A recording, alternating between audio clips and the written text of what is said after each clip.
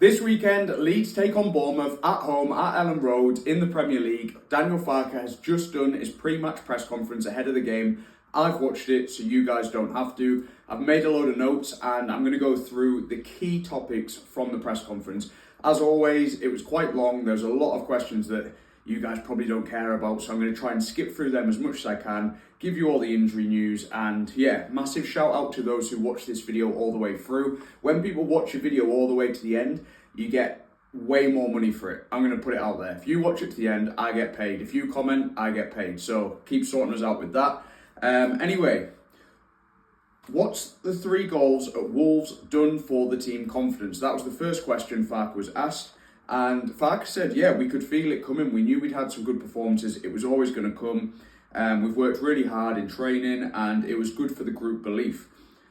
He was asked how difficult are the next 2 games. Obviously, Bournemouth, Tottenham both started the season well. He said 2 difficult home games, one at a time though. We have to look at the Bournemouth game, look at that in isolation. They were great last year. They finished in the top half and they've deserved the points that they've already earned this year. They're going to be really tough to beat. They are a good side with high intensity and they're set up so they are difficult to beat. A little bit like what we're trying to do this year. We know we aren't the favourites, but we are capable of points. And this is going to be the theme across the year. We're not going to be favourites. We're newly promoted, but we are capable on our day of grabbing points. He was asked about set pieces. He was asked a couple of times about this. Do we have a set piece coach? He says, yes, we do. We have people in the club who are asked to look after set pieces. We've also worked with external companies. We did really well last year. We had the most goals from corners. Last year we had quite a lot of smaller players. We brought in some height this year.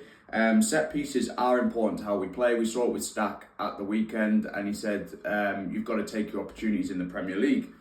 There was some chat about home games, Elland Road being a fortress, blah, blah. You know the drill, 12th man, all that stuff, win your home games, all that. You don't need to know about that. He was asked about Dominic Calvert-Lewin. Obviously, he banged one in at the weekend. He's been fantastic in the dressing room. He's really helped out the young players like Harry Gray. He's getting fitter. He's an all-round professional and a great guy, which is what we want to hear, really. Anyway, on to some injury news. Goalkeeper decision, what will it be? And he said, well, Perry is not back in team training yet, so it's going to be Kyle Darlow, who has been excellent over the last couple of games. Perry won't be back in the squad until after the international break because he's just not ready yet. Bogle, this is the one I was worried about, and I shouldn't be because it's good news. He's back in training. It was just a sore, painful bruise from being stomped on.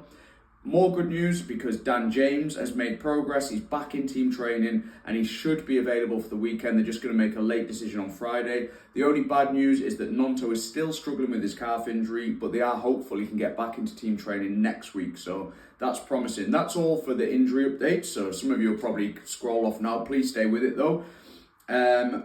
Why is Bernal not in the squad? It must be difficult for someone who's been brought in to not even be making the matchday squad. And Farke said, yeah, it upsets him having to leave him out. But we just have other options. And it's more important to have on the bench players like on the wing and striker options because our centre-backs are performing really well, both Pascal and Rodon.